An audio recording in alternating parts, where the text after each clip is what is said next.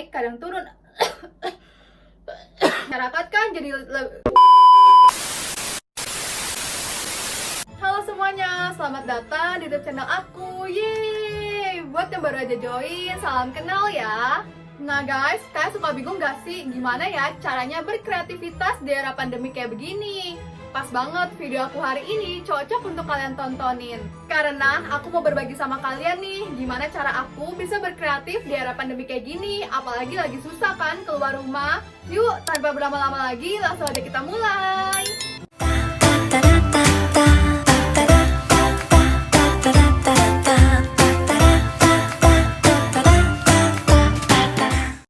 Sebelum masuk ke pembahasan, aku mau ngasih tahu dulu ke kalian kalau untuk menjadi orang yang kreatif nggak ada batasannya. Kalian bisa di dalam rumah maupun di luar rumah. Kalau di dalam, kalian bisa bikin konten kayak masak, produk, kerajinan, dan kalau di luar, kalian mungkin bisa jadi food vlogger atau mungkin bikin konten nari. Kalau aku sendiri, cara menjadi kreatif di era pandemi seperti ini adalah dengan menjadi konten kreator movie review TikTok. Karena selain aku bisa bikin di rumah aja, aku juga menghindari kontak fisik dengan orang lain di luar. Maklumlah, aku takut banget sama virus corona. Dan bukan cuma itu, gara-gara pandemi, masyarakat kan lebih sering di rumah aja kan, jadi mereka akan lebih lama buat pakai handphone. Jadi menurut aku, menjadi seorang content creator movie review di TikTok adalah peluang yang besar untuk aku berkreativitas. Tapi apa ya yang bedain konten aku dengan orang lain? Apalagi kalian pasti tahu banget, banyak loh yang bikin konten movie review juga.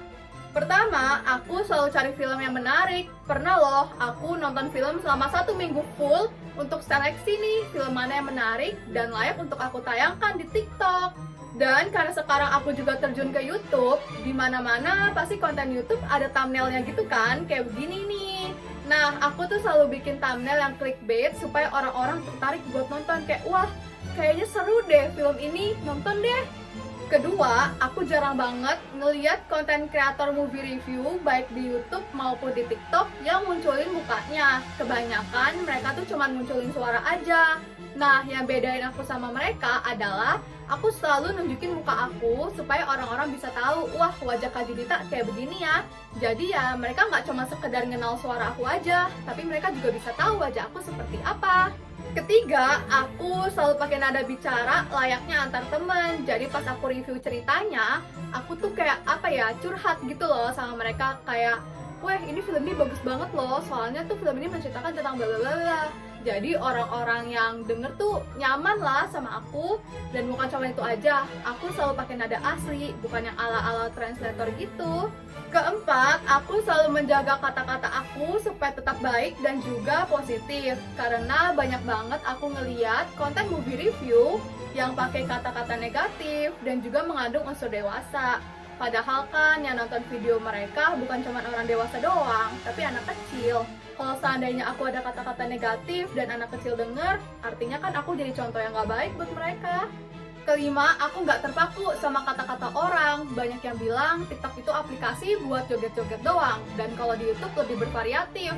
Nah, aku tuh mencoba buat beda pandangan sama mereka dengan cara aku juga menjadi konten movie review di TikTok. Nah, konten-konten YouTube aku masukin ke TikTok dan aku kasih tahu nih ke audiens kalau mereka mau nonton lebih lanjut, mereka bisa klik di YouTube aku. Kan hitung-hitung subscriber aku juga bisa nambah. Nah, hal yang aku lakuin ini disebut juga sebagai vicarious brand. Jadi aku mencoba untuk melihat sesuatu yang berbeda dari umumnya. Nah, sebagai konten kreator, aku menyadari konten aku nggak selalu naik, kadang ada turunnya juga. Walaupun masyarakat di rumah aja, tapi tidak menutup kemungkinan mereka akan bosan sama konten movie review yang berdurasi 15-20 menit. Sehingga aku mencoba buat putar otak gimana ya caranya aku menjadi kreatif. Dan akhirnya aku coba deh bikin tentang tips and trick dan juga short film yang durasinya paling cuma 1-2 menit. Mungkin masyarakat akan kebingungan karena kan mereka taunya aku bahas konten film 15-20 menit kan. Kok tiba-tiba aku bahas tips and trick dan juga short film. Tapi menurut aku risiko itu masih di tahap wajar kok. Karena banyak juga masyarakat yang suka sama konten movie review short film dan juga tips and trick. Keenam, nada bicara aku tuh unik. Bahkan banyak yang ngomong, aduh nada bicaranya Kak Junita lucu banget sih. Sehingga pas video aku misalnya muncul nih di handphone orang lain, dan dia tuh nggak ngeliat videonya, tapi mereka tahu, oh ini kontennya Kak Junita, soalnya suaranya lucu. Ketujuh, ini adalah hal yang paling penting untuk kalian tanemin. Aku mencoba untuk menghindari pikiran negatif. Pernah loh, konten aku selama 1 bulan lebih, yang nonton dikit banget. Aku tuh sampai hampir mau nyerah dan kayak udahlah, nggak usah jadi konten movie review lagi. Capek, percuma, yang nonton juga nggak ada. Tapi lagi-lagi aku terus berpikir kayak, aku tuh bisa kok, aku bisa, ayo semangat. Dan akhirnya aku mencoba buat terus semangat, putar otak, cari kreativitas yang lain, dan akhirnya aku bisa sampai di titik ini. Contoh lainnya, misal kalian mau bikin produk kerajinan, kalian pasti kan mikir ya, aduh produknya menarik gak ya, bakalan ada yang beli gak? Tapi daripada kalian mikir kayak gitu, coba deh kalian mikir dari sisi lain. Contohnya, yang penting aku udah usaha bikin produk sekreatif mungkin. Nah guys, itulah cara aku bagaimana bisa berkreativitas di era pandemi seperti ini. Aku berharap video aku bisa memotivasi kalian untuk terus berkreatif. Karena menjadi seorang yang kreatif itu nggak ada batasannya. Makasih udah luangin waktu buat nonton video aku hari ini. Jangan lupa komen di bawah, aku harus bikin video apa selanjutnya. Dadah!